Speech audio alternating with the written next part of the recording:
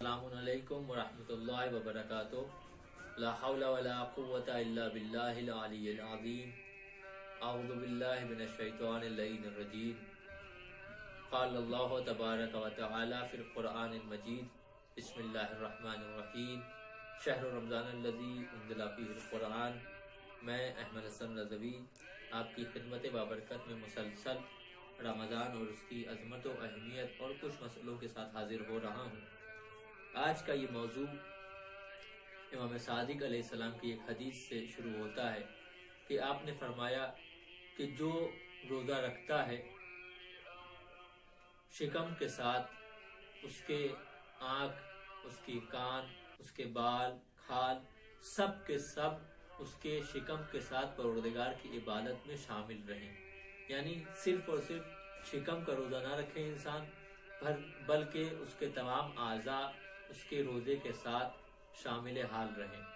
انسان اتنی بابرکت والا روزہ رکھنے کے بعد ایک سوال پیش آتا ہے کہ انسان کس چیز سے افطار کرے جو بہتر رہے کہ جس کے بارے میں کہ جس کی وجہ سے زیادہ ثواب انسان کو حاصل ہو۔ رسول اکرم صلی اللہ علیہ وآلہ وسلم فرماتے ہیں کہ جس نے بھی حلال خرمے سے، حلال کھجور سے افطار کیا، اس کی نماز کا ثواب 400 کے برابر دیا جائے گا۔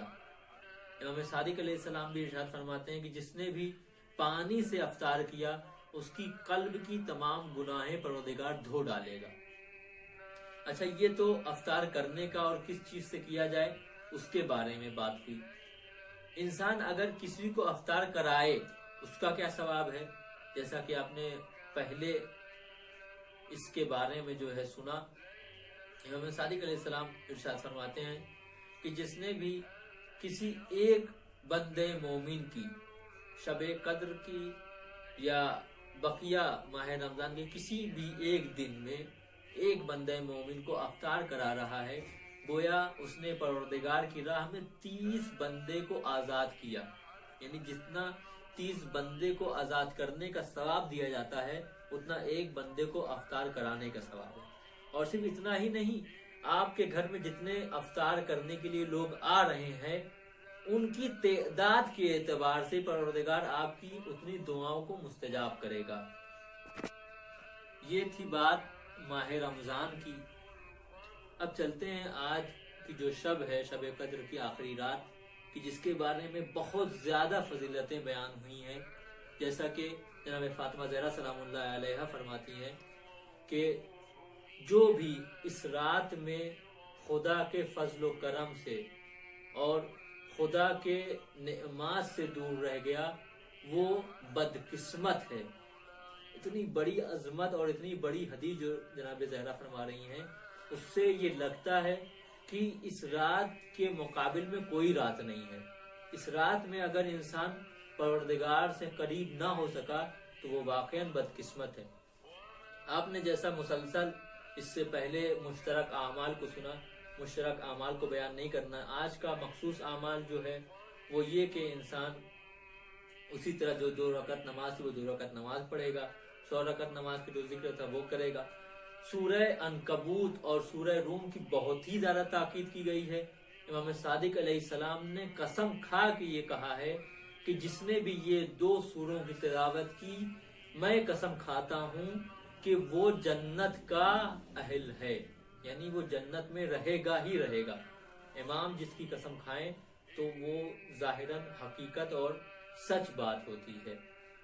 ایک یہ کہ سورہ عنکبوت اور سورہ روم کی تلاوت کرے انسان، دوسرا سورہ حامیم کی تلاوت کرے انسان، اور سورہ قدر کو 1000 مرتبہ انسان پڑھے، اور دعائے اللہم کل ولیک الحجۃ ابن الحسن اس کی تلاوت کرے، زیارت امام حسین کی تلاوت کرے، اور وہ سب اعمال اور وہ سب دعائیں جو مفاتیح الجنان میں لکھی گئی ہیں ان سب کی انسان تلاوت کرے گا۔ اب چلتے ہیں آج کے کچھ مسئلوں کی طرف۔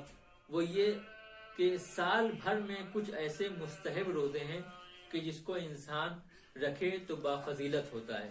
پہلا یہ کہ محرم کی پہلی اور تیسری تاریخ کو اگر انسان روزہ رکھتا ہے یہ مستحب روزہ ہے۔